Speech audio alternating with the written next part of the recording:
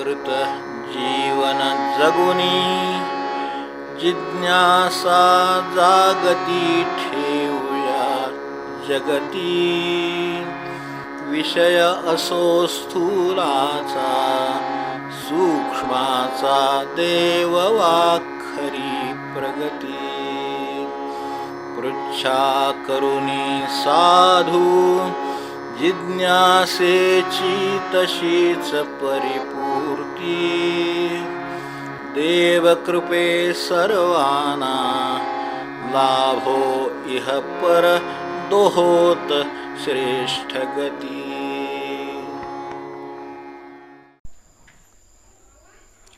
सद्गुरुनाथ महाराज की. मूकं करोति वाचालं पंगुं लंघयते गिरिं यत्कृपातमहं वन्दे परमानन्दमाधवम्.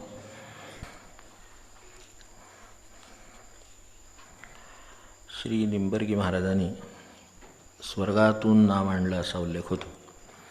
आपण म्हणतो की स्वर्ग ही अखंड समाधान आनंदाची स्थिती आहे, तेव्हा याचा अर्थ कसा घ्यावा.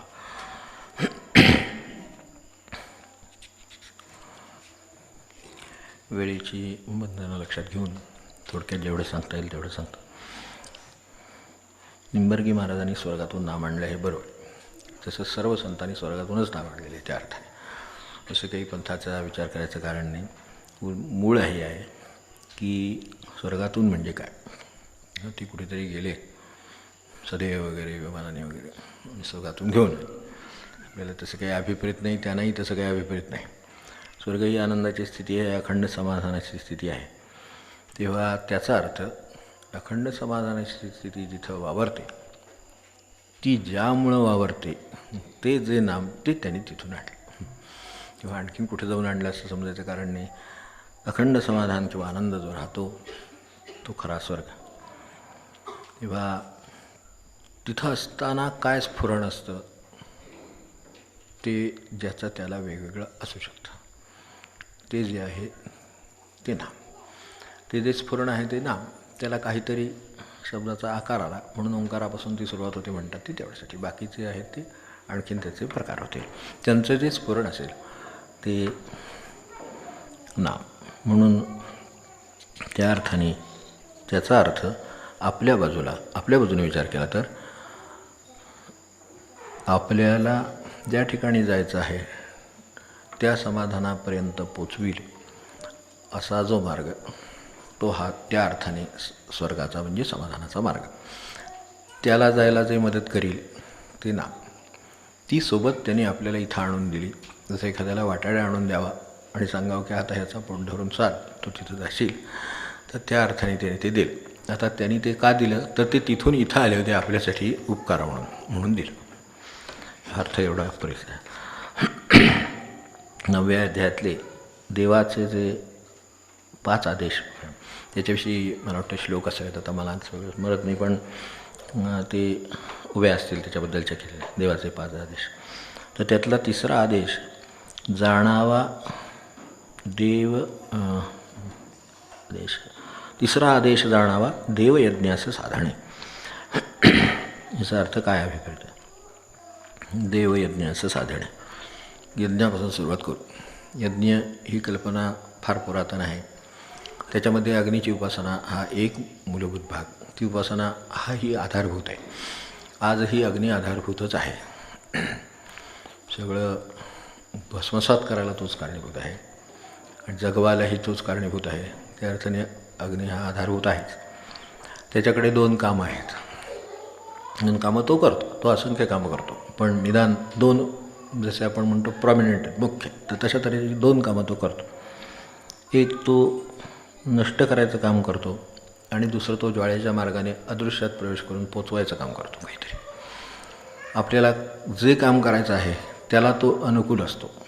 महाभूत भगवंत हे नेहमी आपल्या सदिच्छांना आणि सद्भावनांना, सत्कर्मांना, सत्यसंकल्पांना नेहमी अनुकूल असतात.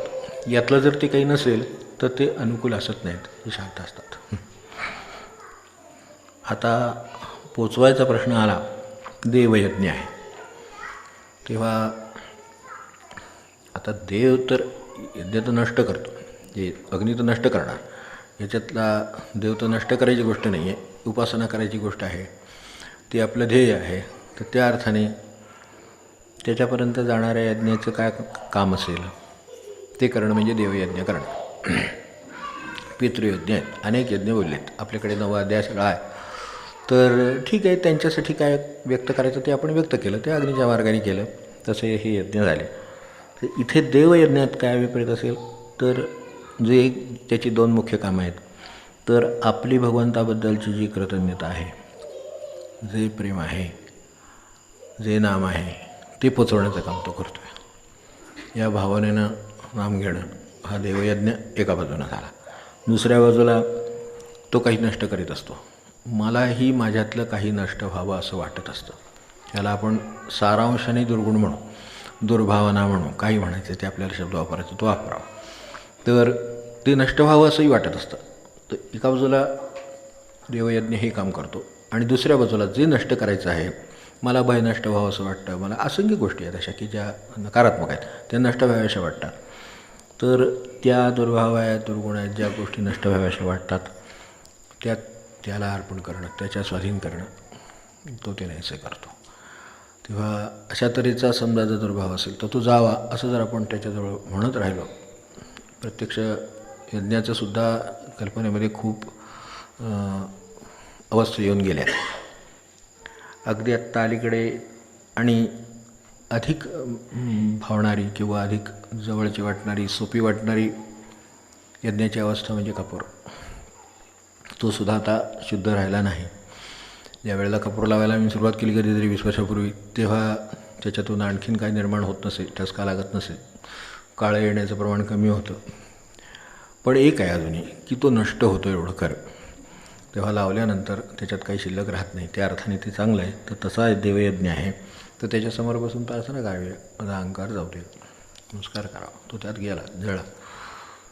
असाही दुसऱ्या बाजूने आपल्याला जे नकारात्मक वाटतं, नष्ट करावं असं वाटतं, तर ते त्याच्यात टाकलं तर ते नष्ट होतं. फक्त हे पुनरावृत्तीचा प्रश्न आहे. जितकी आवृत्ती करीत राहू तसं, जसं होमिओपॅथीचं औषध जसं पोटेन्सी आहे वाढत जाते, तसे इकडे आयुर्वेदात आपल्याकडे वळसे आहेत. त्या जेवढ्या मात्रा त्याला त्याच्या आजाराप्रमाणे गरजेच्या आहेत तेवढ्या मात्रा, तेवढे वळसे उगाळायचे, तेव्हा ते उतरतं. साधं बाळ वटी असते त्याच्यातसुद्धा ते आहे की तेवढ्या मात्रा उगाळायच्या. मग ते त्याचं वय बघून, त्याच्या गरजा बघून ते जसं ठरवतो तसं माझ्यातले दुर्गुण बघून नष्ट करायचं आहे ना. मग काय काय नष्ट करायचं आहे ते तेवढे वळसे त्याला द्यावे लागतील. तेवढी पुनरावृत्ती केली की ते नष्ट होतं आणि ते नष्ट झालं असं आपल्याला वाटावं लागतं. याला श्रद्धा म्हणतात. तर मला अजून तसंच वाटतं म्हटलं की गेला बाहेर परत बसा यज्ञाला, काय हरकत नाही, देवयज्ञ असं साधन आहे. असं आणि जास्त घेत नाही.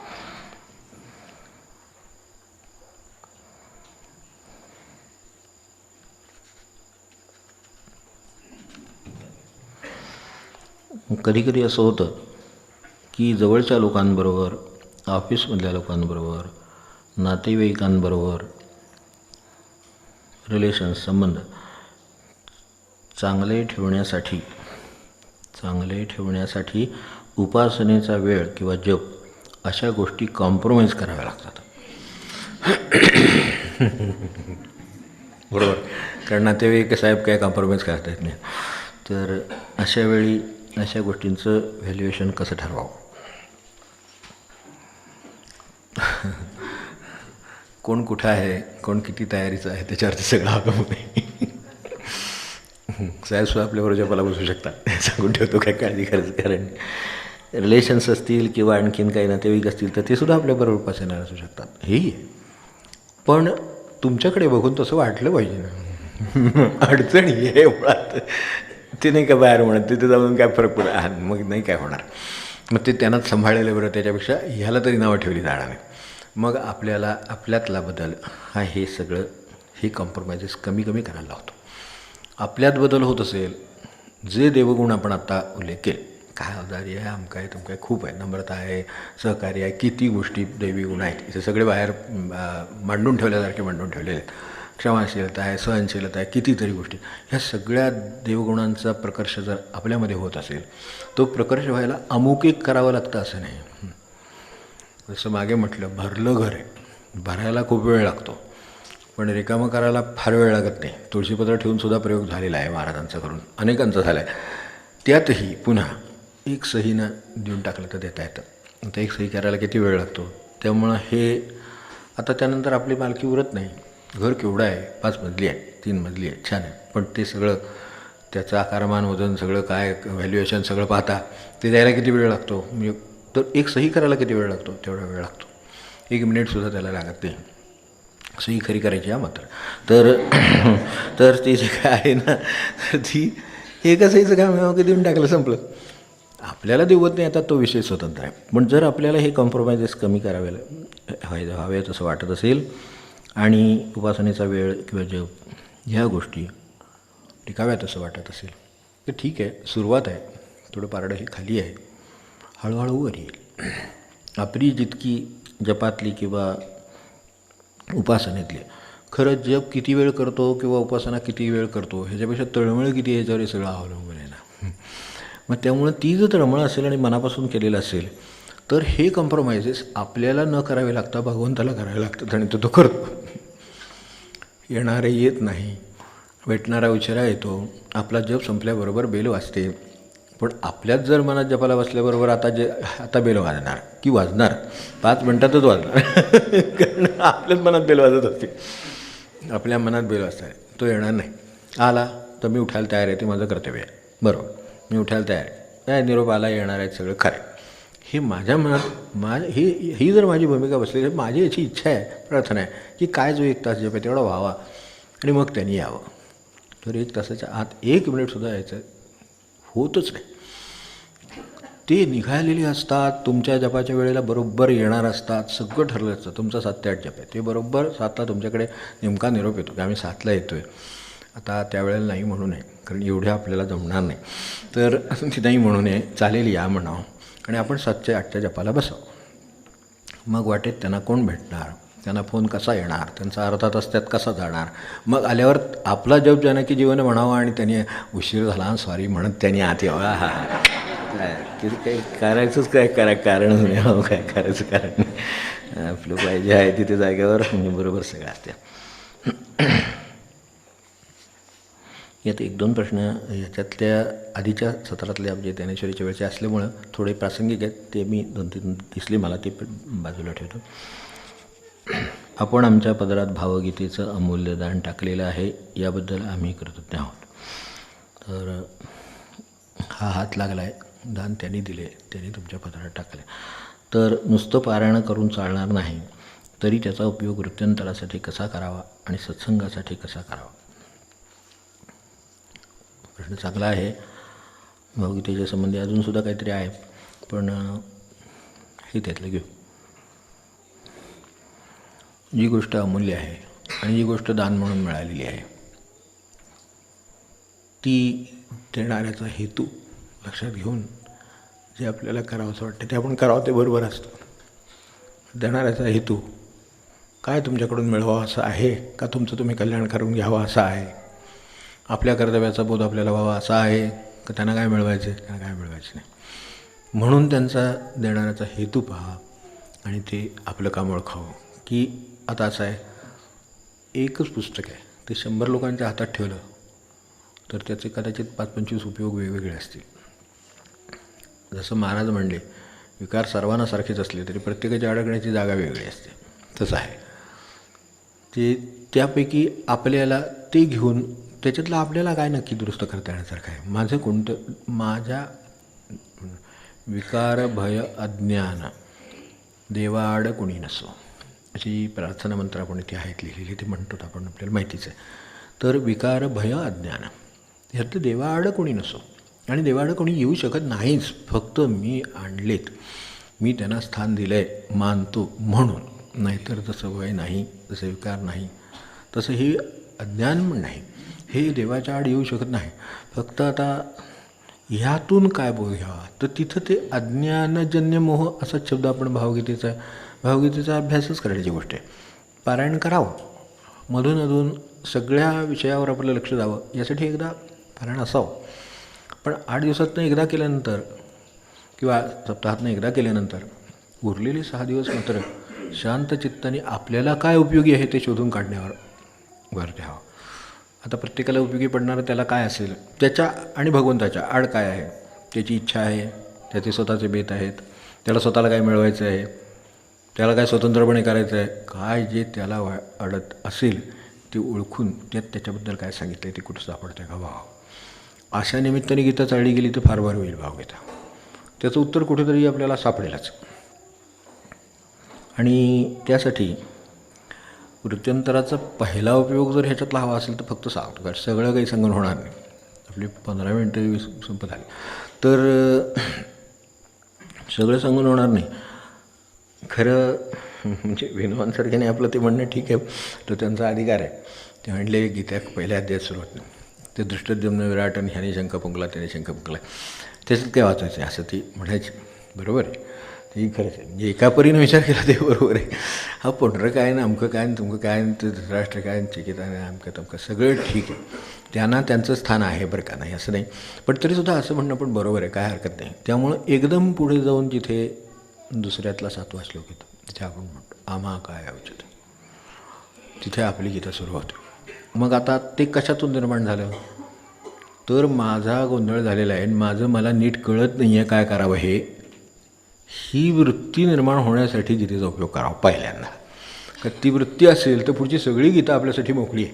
जसं एखादं दार उघडावं आणि आपण त्या रस्त्याने निघून पुढे जावं, तसं इथं त्याचे म्हणून ते तिथं त्याचा धर्माचाच गोंधळ झालेला आहे. आम्हाला ते नक्की काही कळत नाही आहे काय करावं हे ते सांगण्यासाठी आता तूच काय ते सांग. आता एक तर मला कळत नाही हे कळलं पाहिजे, तो वृत्तीचाच प्रश्न आहे. कारण मला कळतं ही तर वृत्तीवर येते. काही कोण सांगायला गेलं की मला काय माहिती आहे, मला सगळं माहिती आहे. तर मला तुम्हाला सगळं माहिती आहे तर मग 2 ते 7 ते पहिलंच उलटं त्यांना उपयोगी आहे. म्हणजे विनोबा असते, विनोबा जे असते समजा सुदैवाने मी पाहिलं त्यांना आणि त्यांच्याबरोबर ध्यान त्यांच्या पद्धतीनं काय बसता आलं ते केलं. पण ते जर बोलले असते, त्यांचं ते मौन होतं त्या काळात, तर ते जर बोलले असते तर मी त्यांना हा दुसरा उपयोग सुचवला असता. आणि ते तसे तर्कनिष्ठ होते, त्यामुळं त्यांनी अमान्य केलं नसतं की ज्यांना हे कळत नाही हे कळत नाही आणि त्यामुळे ते कोणाला जाणत्याला विचारायला जात नाहीत, त्यांच्यासाठी पहिला अध्याय ते दुसऱ्या अध्यायाचे 6व्या श्लोकापर्यंत सगळं उपयोगी नाही का. ते बरोबर आहे, अशी शक्यता आहे. त्यामुळं ते पहिलं सगळं त्यासाठी उपयोगी आहे की एवढं सगळं झालेलं आहे. कारण पहिल्या अध्यायातलं आर्ग्युमेंट खोडून काढणं अवघड आहे, इतकंच आर्ग्युमेंट आहे की असं होईल, दुराचार होईल, आमकं होईल, तमकं होईल, ते प्रदूषण ते कुलश्र्या, मग ते सगळं टिपे जर काय ते अडकतील कुठं जाऊन काय व्हायचं ते सगळा गोंधळचं. ह्यातलं काही आपल्याला त्या क्षणी तरी नाही म्हणता येत नाही. जोपर्यंत आपण संत मार्गानं जात नाही तोपर्यंत सगळा पहिला अध्याय आपल्याला गोंधळात टाकतो. संतांच्या मार्गाने गेलेल्या पहिल्या अध्यायानं काही होत नाही. ते फक्त शंख वाजले, हे झालं ते झालं, तो काहीतरी बडबड बसला होता, त्याला स्वतःला पडला, संभ्रम झाला म्हणून हा गोंधळ झाला आहे एवढं चटकन लक्षात येतं. पण ते लक्षात यायला थोडंसं संतांच्या मार्गाने गेलेलं बरं.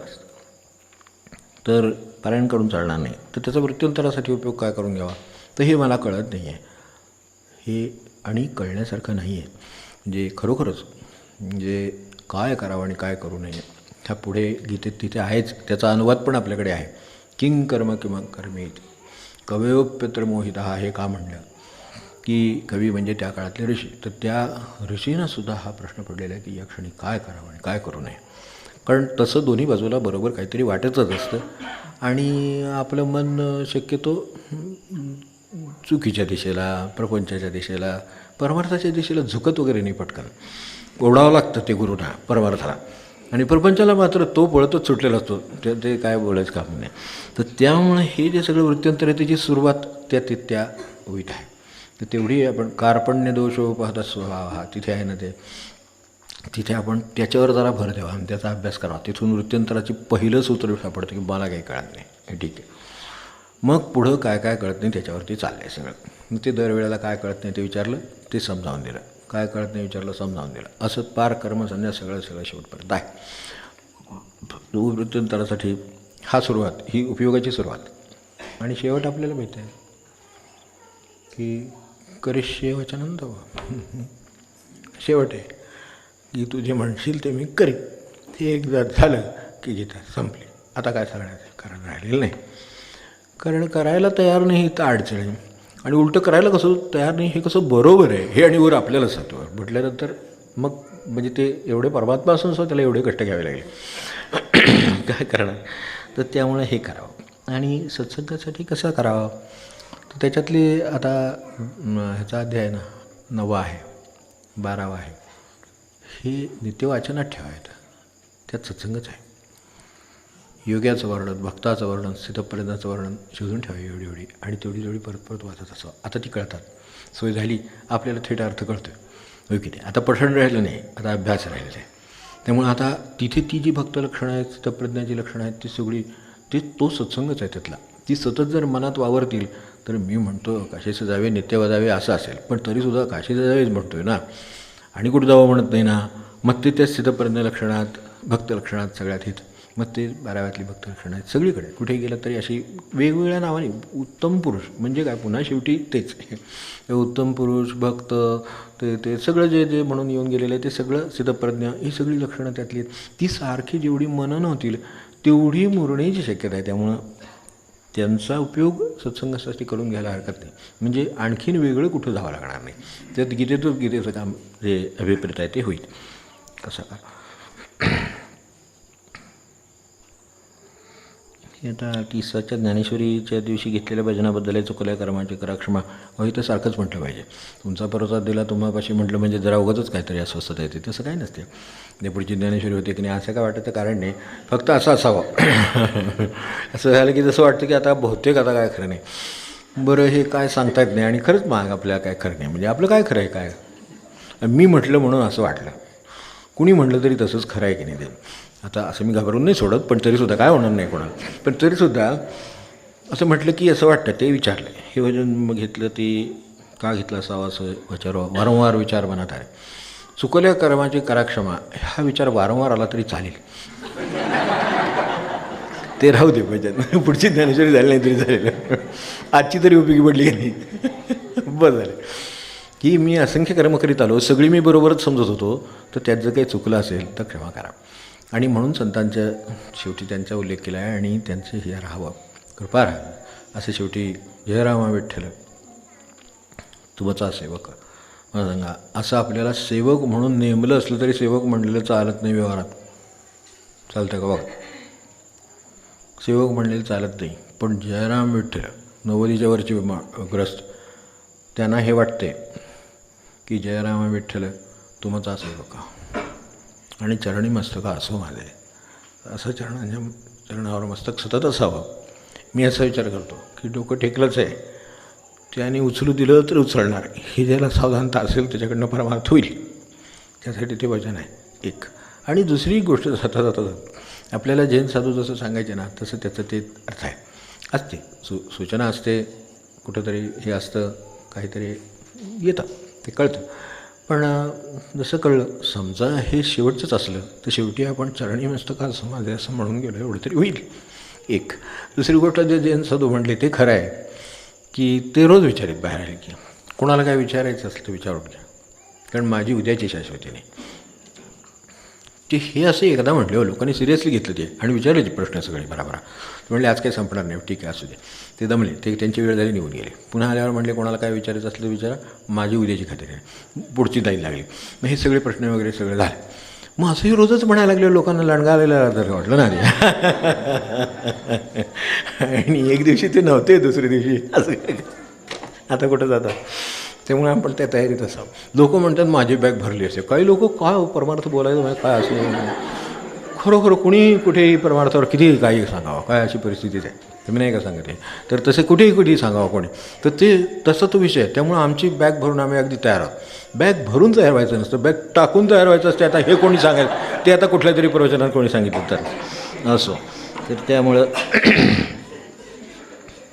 ज्ञानेश्वरीच्या अभ्यासामध्ये आपण एका अध्यायाचं वाचन आणि निरूपण झाल्यानंतर पुढल्या अध्यायाची सुरुवात एक ओवी वाचून तरी करीत असतो आणि ज्ञानेश्वरीची प्रार्थना म्हणत असतो. ह्या 7च्या म्हणजे आपल्या जुलैमधल्या ज्ञानेश्वरीच्या दिवशी मात्र तसं झालं नाही. याची मनाला हुरहुर वाटायचं काय कारण नाही, ऑगस्टची ज्ञानेश्वरी झालेली आहे. तर त्याचं दुसरी गोष्ट त्याचं निराकरण झालं तर बरोबर. हे निराकरण शब्द बरोबर आहे. तर ती ओवी का वाचली नाही त्याचं कारण हे नाही आहे. त्याचं कारण हे आहे की अजून तो अध्याय संपला नाही आहे. समाप्तः वगैरे काही म्हणलेलं नाही आहे. जर तो संपून पुढे जायचं असतं तर ती ओवी असली 2 अजून त्याच्यानंतर 3 झाले तरी अजून ते पुढची ओवी 15व्यातली घेतली नाही, कारण अजून 14वा झालाच नाही आहे. त्याचं ते सूचक आहे म्हणून पुढचे हे केलेली पुढची ओवी घेतली नाही. मला वाटतं एवढं पुरेसे आजच्या वेळेला हे पूर्ण असं दिसते. झाली वेळ आपली, पण पुढच्या वेळेला हे ह्याच्यात काय खूप 4-5 फार छान महत्त्वाचे प्रश्न आहेत, ते आपण पुढच्या वेळेला बघू. एकच आता शेवटचा बघतो. संतांच्या अर्धे सोने मातीत दाखविते, मी पण सरता हाती देते.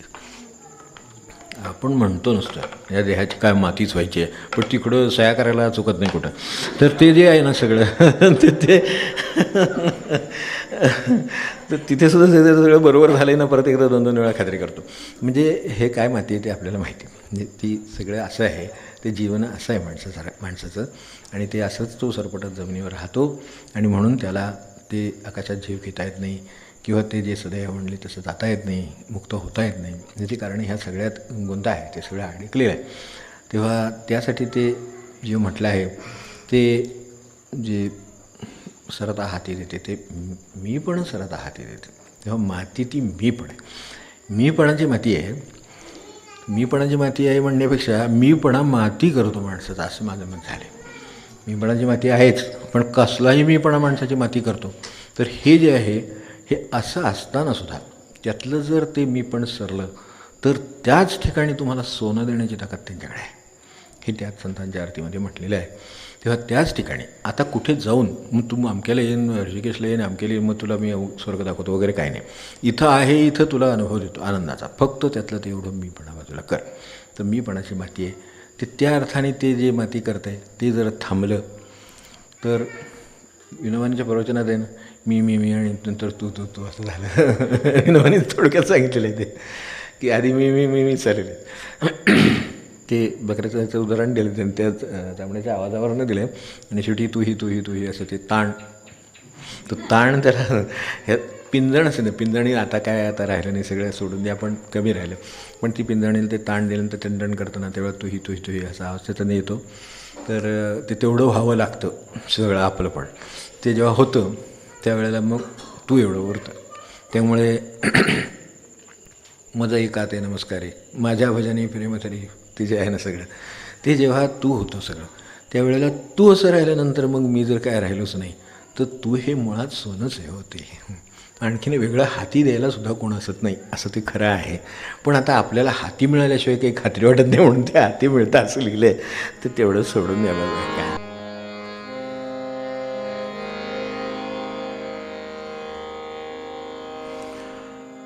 राम कृष्ण हरी हर विठ्ठला केशवा, राम कृष्ण हरी हर विठ्ठला केशवा, ज्ञानदेव नारायण विष्णु वासुदेवा, ज्ञानदेव नारायण विष्णु वासुदेवा. ओम राम कृष्ण हरी हर, ओम राम कृष्ण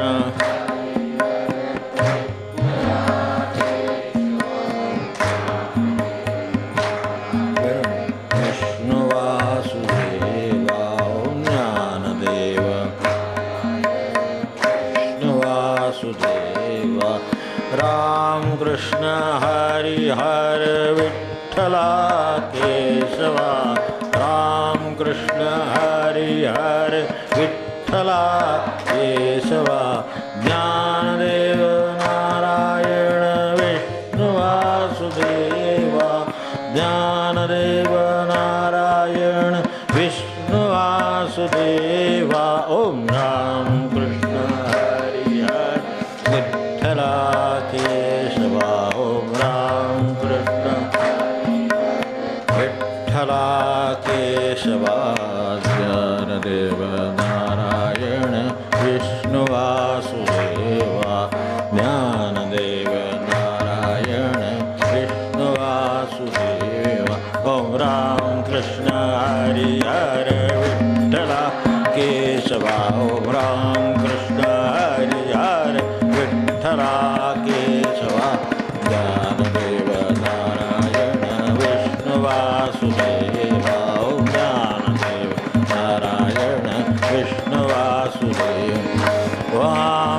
कृष्ण हरी हर विठ्ठला केशवा राम कृष्ण हरी हर विठ्ठला केशवा ज्ञानदेव नारायण विष्णु वासुदेवा ज्ञानदेव नारायण विष्णु वासुदेवा ओम राम कृष्ण हरी हर विठ्ठला केशवा ओम राम कृष्ण विठ्ठला केशवा ज्ञानदेव नारायण विष्णु वासुदेवा ज्ञानदेव नारायण राम कृष्ण हरि हर विठ्ठला केशवा ओम राम कृष्ण हरि हर विठ्ठला केशवा ज्ञानदेव नारायण विष्णु वासुदेवा ज्ञानदेव नारायण विष्णु वासुदेवा ओम राम कृष्ण हरि हर विठ्ठला केशवा ओम राम कृष्ण हरि हर विठ्ठला केशवा ज्ञानदेव नारायण विष्णु वासुदेव ज्ञानदेव नारायण विष्णु वासुदेवा ज्ञानदेव नारायण विष्णु वासुदेव ज्ञानदेव नारायण विष्णु वासुदेवा ज्ञानदेव नारायण विष्णु वासुदेवा ज्ञानदेव नारायण विष्णु वासुदेवा ज्ञानदेव नारायण विष्णु वासुदेवा ज्ञानदेव नारायण विष्णु वासुदेवा ज्ञानदेव विष्णु वासुदेवा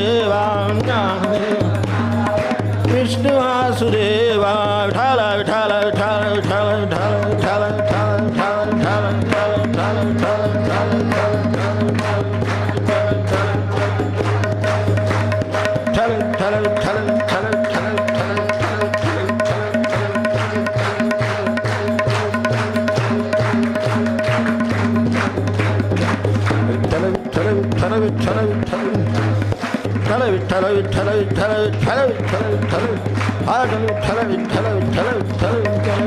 विठ्ठल विठ्ठल